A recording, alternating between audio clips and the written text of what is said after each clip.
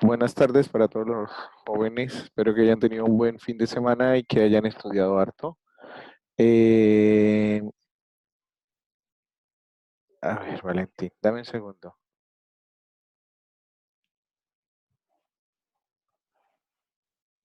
Bien, vamos a dar inicio a la sesión de hoy para continuar hablando sobre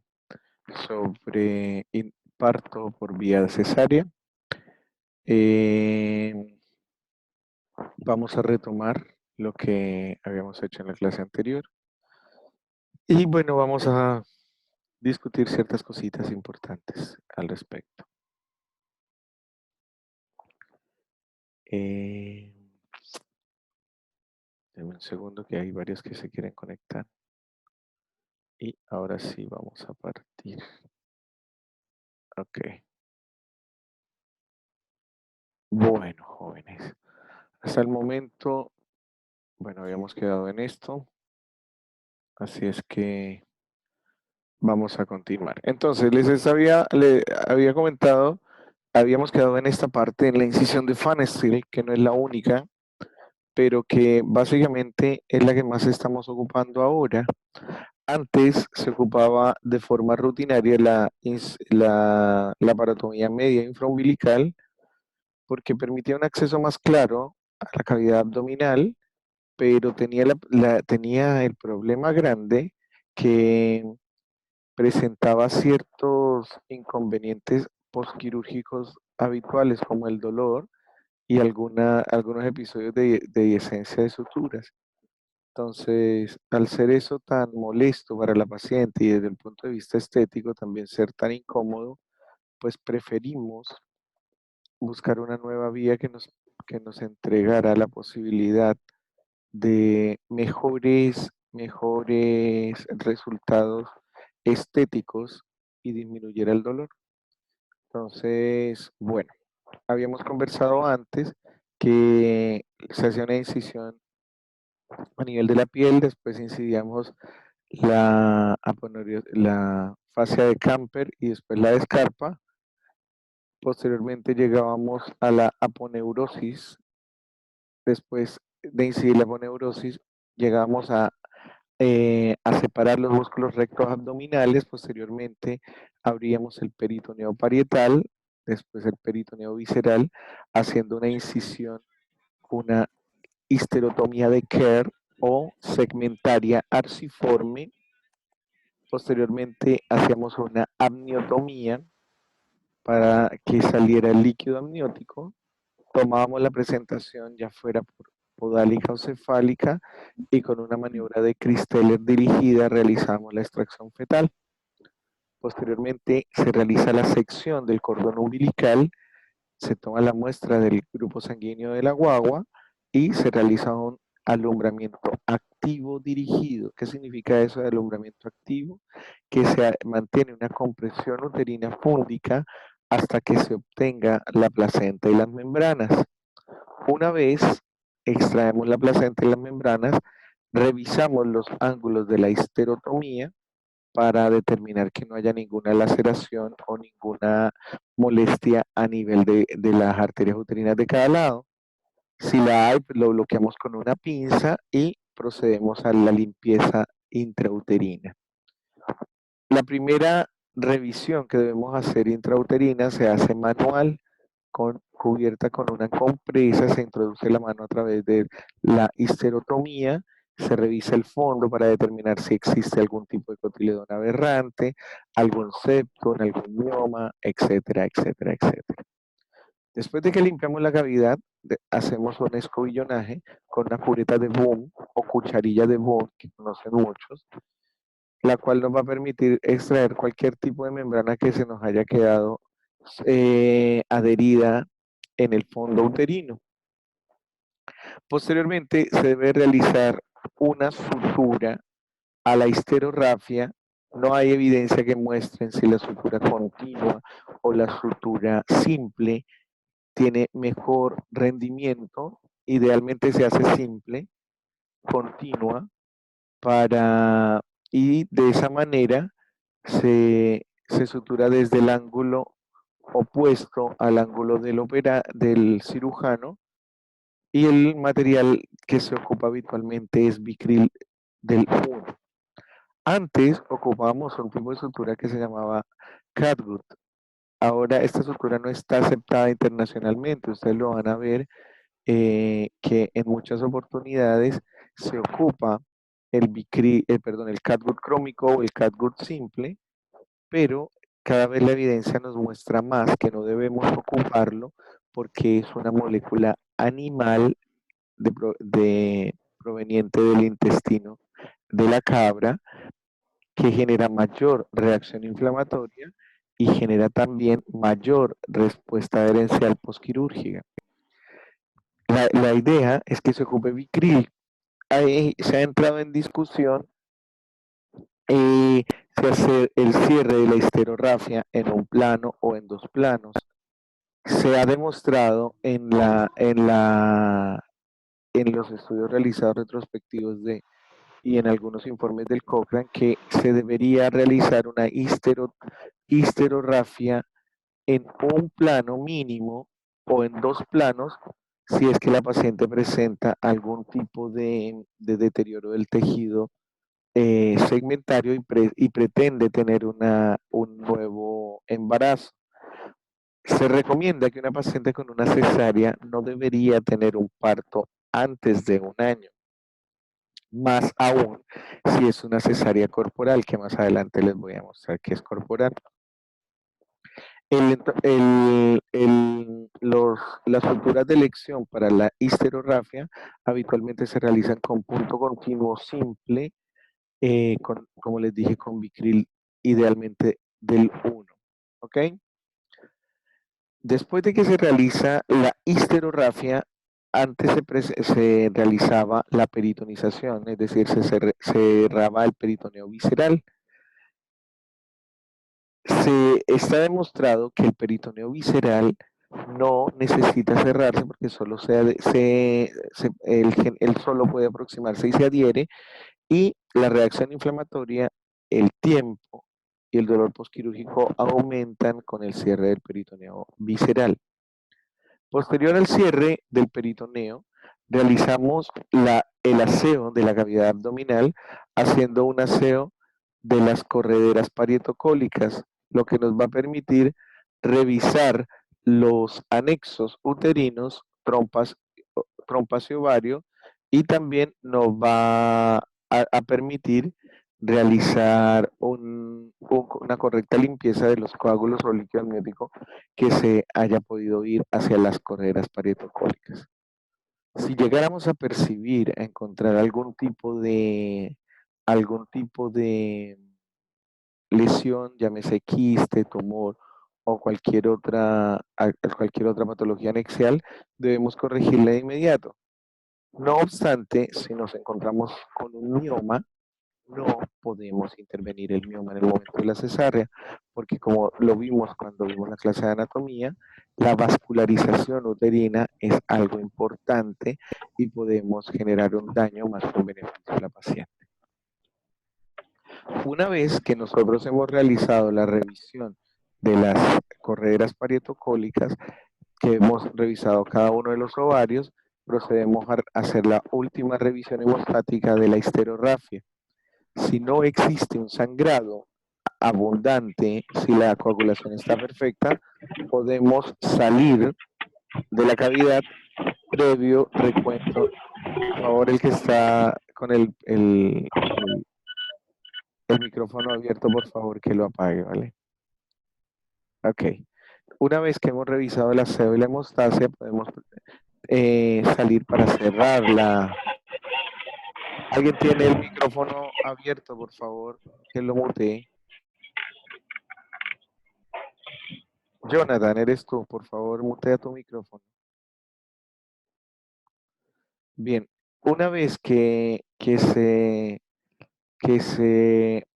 revisa, hace el recuento, se puede proceder al cierre, y escuchen bien, de la aponeurosis, si uno quiere directamente, obviamente, previa hemostasia de las perforantes. Está demostrado que el peritonizar y cerrar músculo aumenta el tiempo quirúrgico y no mejora el pronóstico quirúrgico de la paciente, y sí incrementa el riesgo adherencial del útero, el peritoneo, hacia la pared anterior del abdomen.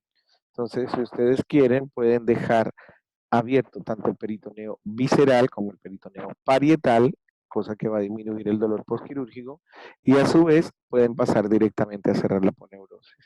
Yo personalmente cierro la capa muscular con una sutura delgada, simple, en este caso, como te digo, todavía ocupamos catgut, pero debería ocupar un Vicryl 2.0 o 3.0. Una vez llegamos a la aponeurosis, se hace el cierre de la aponeurosis con un punto corrido simple de Vicryl de 1.0, ¿ok? Posteriormente llegamos al tejido celular subcutáneo, donde debemos garantizar una buena hemostasia y ver cuál es el grosor. Si el tejido celular subcutáneo tiene un grosor mayor a 2.5 centímetros de longitud, podemos afrontarlo con puntos simples o con puntos separados para disminuir el espacio muerto. Si mide menos, la medicina basada en la evidencia dice que no se debería cerrar porque por aproximación va a cerrar solito. Y después, ya cuando llegamos a la superficie de la piel, tenemos la libertad de cerrar con monofilamento, o si no tenemos sino sutura no absorbible, con sutura no absorbible y posteriormente tenemos que sacar el punto, o incluso con corchetes. Eso va de acuerdo al gusto del operado. ¿Ok? Esa es la técnica actual de cesárea. Ahora ustedes van a escuchar hablar del término de la técnica de cesárea tipo Pelosi. La técnica de tipo Pelosi básicamente difiere en esta, que como ustedes ven en, en esta técnica que les acabo de describir, estamos hablando de un bisturí frío que se ocupa para abrir la piel y después estamos hablando de, de el electro que ocupamos nosotros para disecar el resto de los tejidos. En la cesárea tipo Pelosi no ocupamos electro, solo hacemos la incisión inicial en piel y el resto lo hacemos digitalmente, es decir, toda la disección va a ser Roma para evitar lesiones que no sean anatómicas, sino que los tejidos se desplacen y se seccionen por líneas anatómicas naturales. Esa es la ventaja que tiene la cesárea tipo Pelosi, que es la que les muestro a continuación. Entonces, la separación toda es digital, la incisión segmentaria, y posteriormente se introducen los dedos y se extiende de forma arciforme, se hace el alumbramiento dirigido, la histerografia se hace con un plano, con sutura continua, no se cierra peritoneo, el Vicryl va a la aponeurosis, si hay catgut se coloca catgut a celular y en la piel se colocan staples o corchete o sutura subcuticular.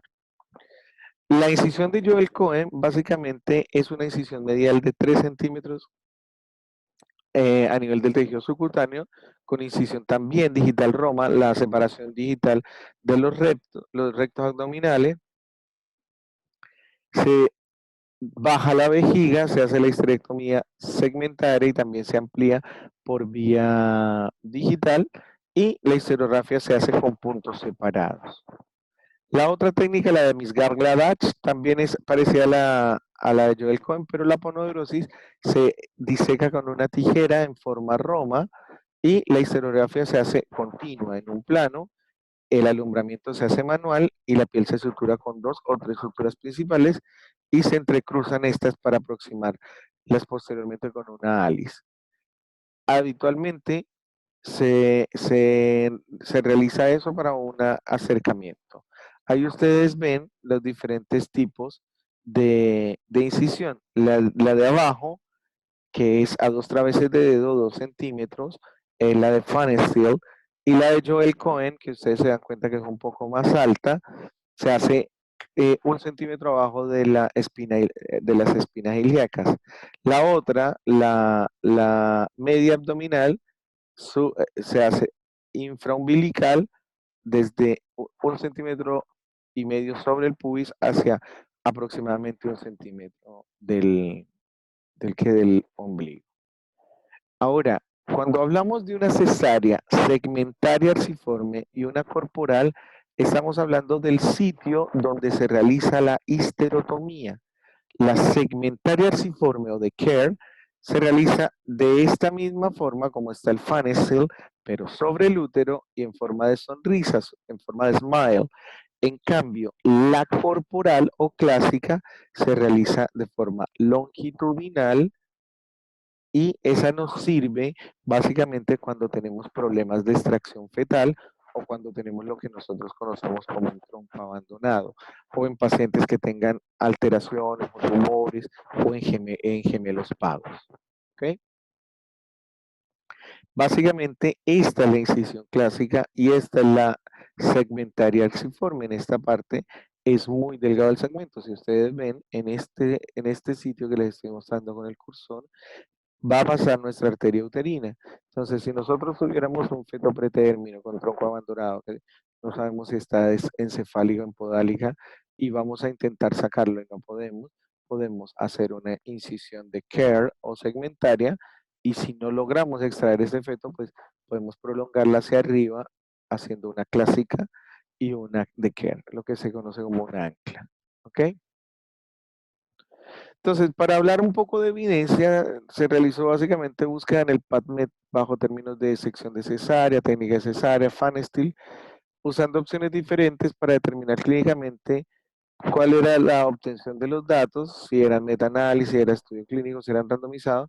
Y básicamente hay varias revisiones, pero las que me llamaron la atención fueron dos revisiones sistemáticas del Cochrane que cumplían con los criterios de validez. Ojo que estas revisiones que vi no incluían la clasificación de Robson, que más adelante se las voy a decir. Y esta revisión incluía un resumen de varias revisiones más que tocaban varios aspectos de la cesárea. ¿Okay?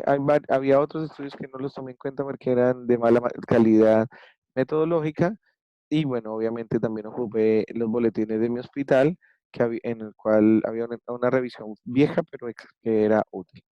Entonces, ¿qué me interesaba saber para contarles a ustedes? ¿Cuál era la técnica que mejor comparada, menos hemorragia nos daba?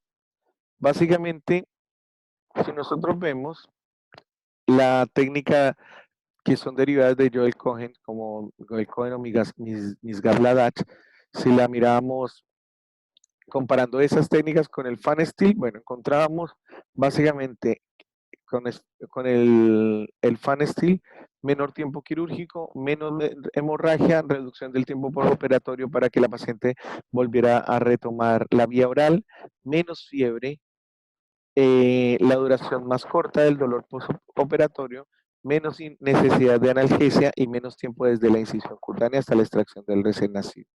Y básicamente en todas las técnicas se encontró que hubo pocas incidencias con respecto a lo que es la transfusión sanguínea y lo que era otro tipo de complicaciones. Luego, si nosotros, otra cosa importante que también, no sé si en los hospitales ustedes lo han visto, pero lo van a ver, es el uso del afeitado, de rasurar con máquina versus la tricotomía, es decir, el corte de vello púbico con máquina eléctrica. Y nos dimos cuenta que finalmente la tricotomía versus el rasurado tiene menos potencial iatrogénico que lo que podría tener la, el rasurado, porque se presentan microlaceraciones y se pueden presentar soluciones de continuidad que aumentan el riesgo de infección postquirúrgica. El lavado de piel con clorexidina o con cualquier tipo, en este caso, se, se comparó la clorexidina con placebo. ¿Por qué se debe hacer la piel de la paciente que se va a operar? Porque hay una estadística eh, médicamente significativa en la cual se demostró que disminuye el riesgo de endomiometritis puerperal si se hace un lavado previo con clorexidina y también se ocupa un antibiótico profiláctico mínimo media hora antes de la incisión.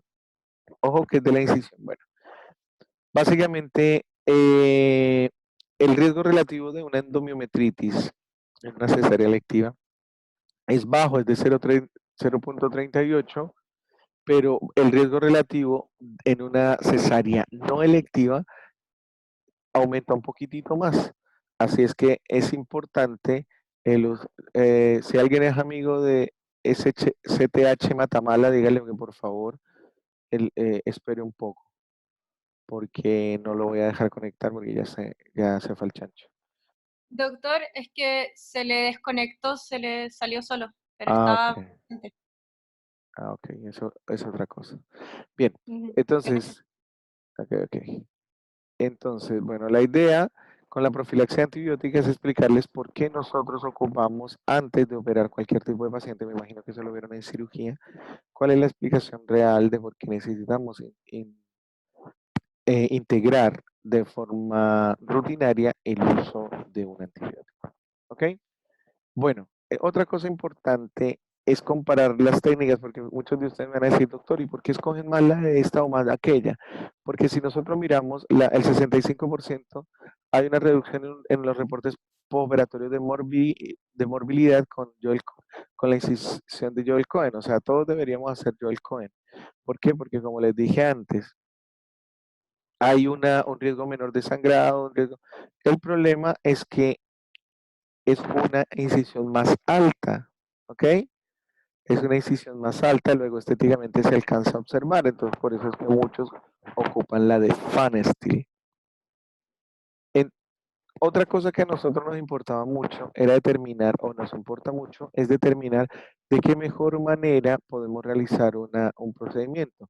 Si hacemos la disección con un instrumental o es mejor hacerla de manera Roma digital. Y de qué manera también vamos a hacer la histerografia.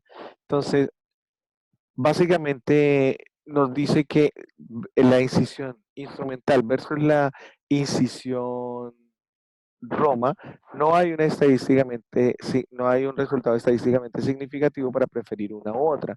Y con respecto al sangrado, la hemorragia, básicamente sí hay una disminución importante en las pérdidas sanguíneas cuando hacemos la incisión Roma versus la incisión ya sea con tijera o con electrobisturí. Entonces, idealmente, si nosotros hacemos la incisión Roma o la hacemos combinando técnicas, pues podríamos reducir aún más la posibilidad de sangrado. Otra cosa importante es la realización de la histerografía en uno o dos planos. Básicamente, estas revisiones nos mostraron varias cosas y para nosotros hubo un estudio retrospectivo que mostró que la realización de la histerografía en un plano aumentó 4 veces más el riesgo de ruptura uterina en pacientes que tuvieron un parto posterior a la primera cesárea. Entonces, por eso es que el Cochrane recomienda que realicemos la histerografía en dos planos. ¿Ok? Ahora, lo del cierre del peritoneo, que yo se los describí con un cierre que no se debería cerrar el peritoneo, básicamente, la verdad, al no cerrar el peritoneo, primero que nada, reducimos el tiempo operatorio y además de eso, si nosotros vemos la posibilidad de generar adherencias posoperatorias en mayor. Entonces, al no cerrar las capas peritoneales, estamos ahorrando tiempo, estamos ahorrando adherencias postquirúrgicas y estamos ahorrando dolor postquirúrgico. Con respecto al alumbramiento, también es importante determinar, sobre todo ahora, con el advenimiento del parto respetado y todo el tema, si nosotros hacemos un alumbramiento dirigido, estamos eh, presentando y evitando pérdidas sanguíneas importantes que van a influir en la repercusión del puerperio, ya sea disminuyendo la cantidad de sangre perdida y disminuyendo la posibilidad de infecciones postoperatorias. El cierre del tejido celular subcutáneo, bueno, como les dije, eh, esto ya está determinado básicamente para disminuir el riesgo de seroma cuando se cierra la grasa y para disminuir el tejido y el espacio muerto. Entonces la idea es realizarlo cuando sea mayor de 2,5. Con respecto al piel, el estudio demostró que el uso de corchete disminuía significativamente el tiempo postoperatorio, pero aumentaba el dolor postquirúrgico y básicamente los puntos de dolor en la escala analógica. Entonces, las pacientes de una u otra forma, desde el punto de vista psicológico, se ven afectadas al verse los corchetes en la guatita. Si bien es cierto, disminuyen notablemente el riesgo de infección a nivel local, aumentan dolor y aumentan riesgo. Entonces, por eso se prefiere continuar con la sutura subcuticular continua. ¿Quién me dice para qué sirve esta escala que les estoy mostrando ahí? ¿La habían leído? ¿Están ahí? ¿Alguien ha leído los grupos de la clasificación de Robson? No. Por lo menos yo no. Muy bien, Javi. ¿Alguien? Yo tampoco, doctor. Bueno, yo les había conversado en la sesión anterior que actualmente la OMS está intentando racionalizar el uso de la cesárea, porque finalmente, como si ustedes tienen claro, la cesárea es un procedimiento de urgencia, como lo vimos en la vez anterior, y se debe realizar con indicaciones específicas. Pues resulta que en este caso, la OMS, con tal de determinar cuáles son las condiciones de cada una de las pacientes y en pro de estudiar bien las causas de cesárea, determinó esta clasificación en la cual caben todas las pacientes. ¿Ok? Si ustedes miran, el grupo 1 de Robson nos habla de mujeres multíparas con un embarazo único, con presentación cefálica de más de 37 semanas de gestación que llegan en trabajo de parto. Esa es una embarazada. A esa mujer embarazada, si se le realiza una cesárea, caería en el grado 1. La paciente que tiene un grado 2 de Robson, en la escala de Robson, no es, o en grupo, más grupo que grado, es aquella mujer nulípara con un embarazo único, con presentación cefálica de más de 37 semanas de gestación, en las que se ha inducido el parto o bien se ha realizado una cesárea programada. Es decir, esa paciente que llega y dice, pucha doctor, yo quiero que usted me haga una cesárea porque tengo miedo, porque esto, porque aquello otro, ¿ok? Esa es la tipo 2. La tipo 3 son mujeres multíparas sin cicatriz uterina, con embarazo único, encefálico, que sea obviamente de término, y que tengan trabajo de parto espontáneo. Aquí estamos hablando de la paciente que llegó a trabajo de parto, que se le realizó, llegó en buenas condiciones y por cualquier motivo se llevó a cesárea, sabiendo que ya era multípara, sabiendo que la guagua venía de cabeza. En el grupo 4 tenemos a las pacientes que son multíparas y no tienen cicatriz uterina previa, con un embarazo encefálico de término en las que se ha inducido el parto o bien se ha realizado una cesárea programada. Entonces, estas son las pacientes multíparas que le dicen a uno, pucha doctor, yo quiero tener parto, y uno dice, ya vamos a inducción, y después en la inducción dice, no, mejor opéreme porque quiero esterilizarme, por ejemplo. En el grupo 5 están todas aquellas que con al menos una cicatriz uterina previa, con un embarazo único encefálico,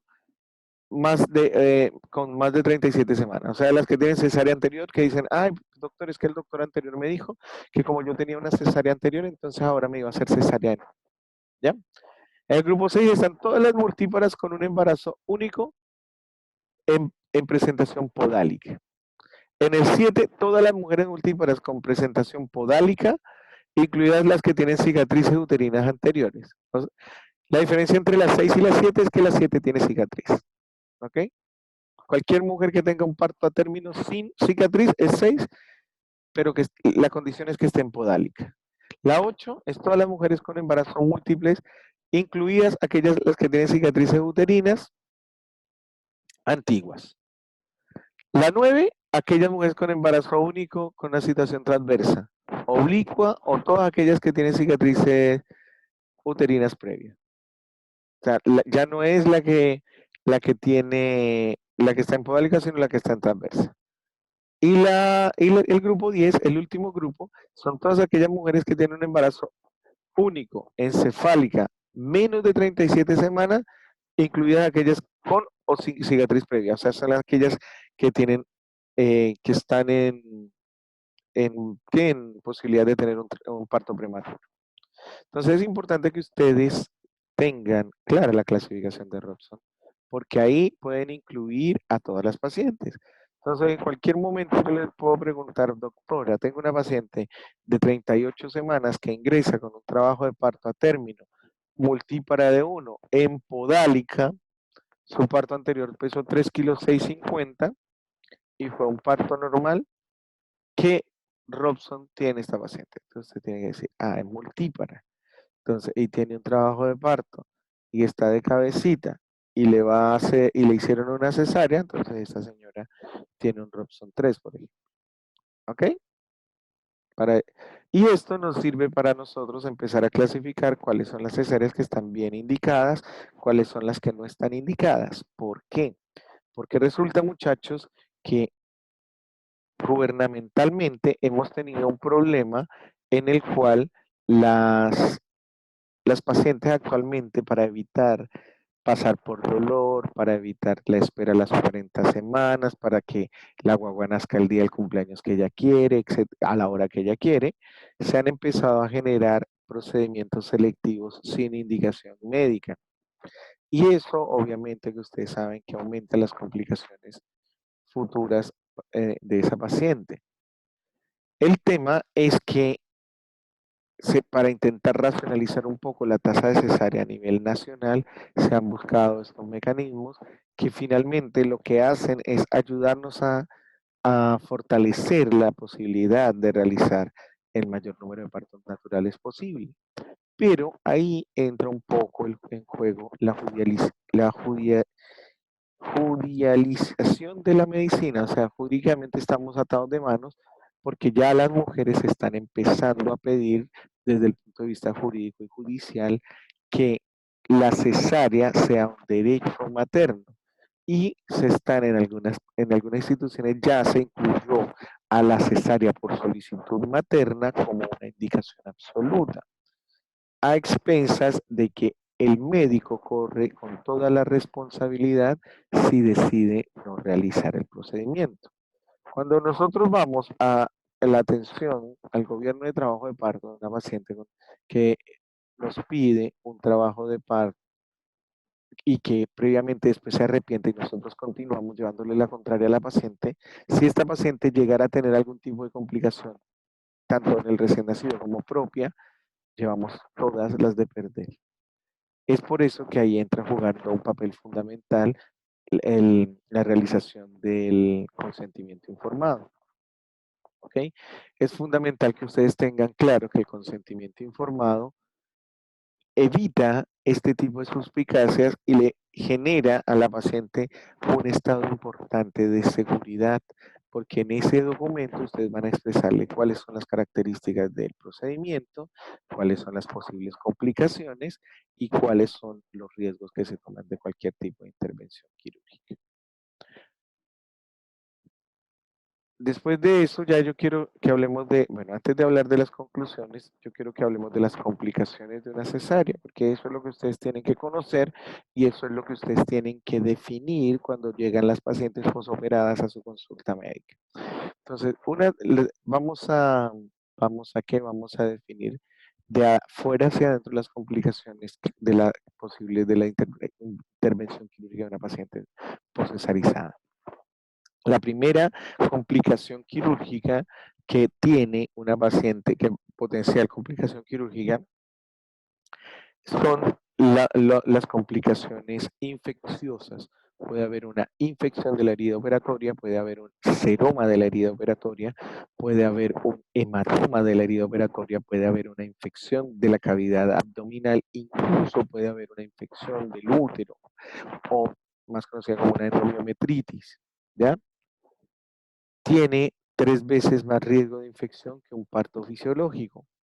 Hay riesgo de lesión de víscera hueca, rotura por involuntaria o por compresión de una víscera hueca o sólida. Por ejemplo, si la señora, como les comentaba en la clase anterior, si la señora tiene un hematoma de la cápsula de Gleason y nosotros hacemos la compresión de Christeller para la extracción fetal y no tenemos precaución, podemos romper ese hematoma de la cápsula de Gleason y es una verdadera emergencia.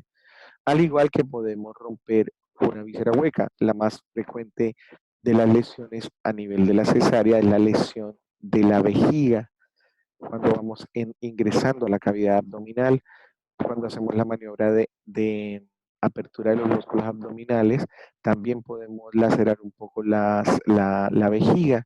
Y en el momento de la incisión, recuerden que cuando la mujer tiene la anestesia puesta, hay una relajación y la compresión que tiene el útero contra los grandes vasos genera un reflejo vasovagal que les genera náuseas. Esas náuseas, cuando hace la paciente, cuando hace Valsalva, nos puede tirar hacia afuera los intestinos del epiplón y podemos lesionar una víscera.